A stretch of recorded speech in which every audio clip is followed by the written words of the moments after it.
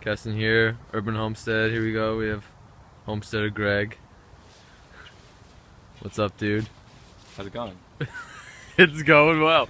It's going well. Here's our, whoops, hit a hole. Here's our garden. The old shoe factory. My yard, anyway. All this stuff came with, so it's a lovely yard.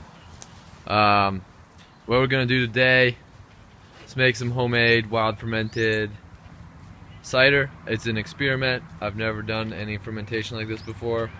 I have a empty 5-gallon bucket that was formerly contained honey. As you can see, there's some honey left. I'm thinking maybe that'll give extra sugar. Whatever. There's like black stuff in there. I think it's just dirt. And then I also have well expired cider. We had a batch of cider come in at the co-op about a month ago that the caps were loose, so have about 3 gallons of that. So what I'm gonna do is drill a hole, got my air plug, and do it. So here you go, Greg, passing it over.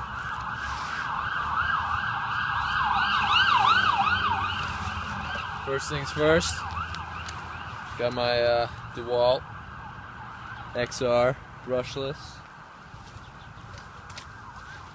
Got my 5/8. It looked like it was gonna fit the thing. Now this is, I've never drilled plastic before, but I'm just gonna see what happens. Oh, beautiful, like a charm. Now we got the hole. Getting the plastic off the top just in case any decides to drop into the cider. Now, this is homemade stuff, like it's wild fermented, no rules. Now it's time to add the cider to our mix. This over there.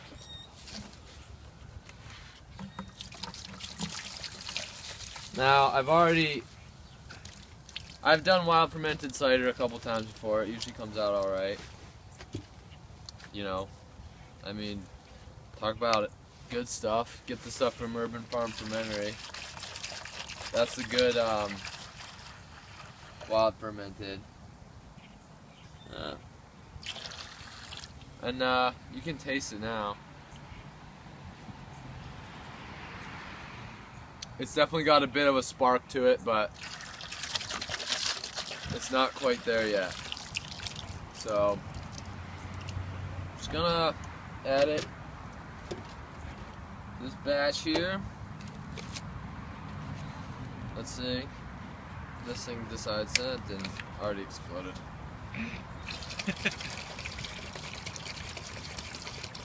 Try this one too.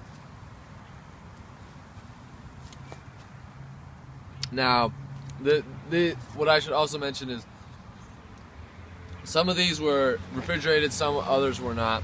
This one is already pretty well fermented compared to the other one I just had, which those other 2 half-gallons were kept in the fridge versus this one was not. So it's already been doing some bubbling, had some active yeast, so there is yeast in this. Now, one thing a lot of people don't know is that, especially when you get this just straight cider, the real good stuff, what a lot of people don't know is that there's already yeast in the cider. There's yeast in almost every, pretty much every breath you take, you breathe. It's all around us, so there's already yeast that's actually specifically adapted to apples and growing on apples and fermenting apples.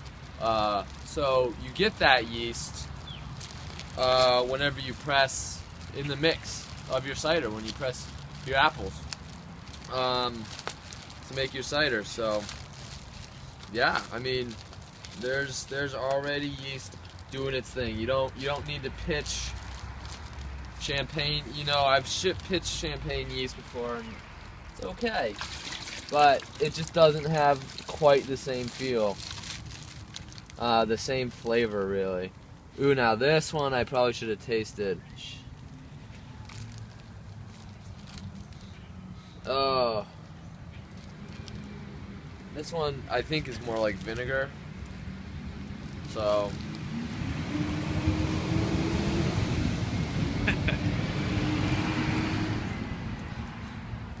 Nope.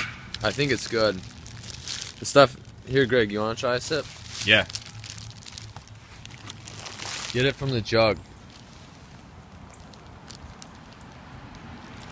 Pretty much tastes like dry cider, doesn't it? Yeah, definitely. Sweet. Good stuff. But if you want to see, look at that. There's some kind of bacteria, which is what it concerns me now. It only concerns me because that could mean vinegar. Because I did not try the cider in this bag.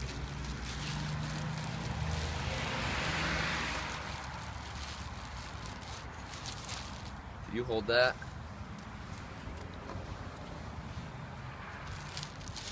Let's see how this works out.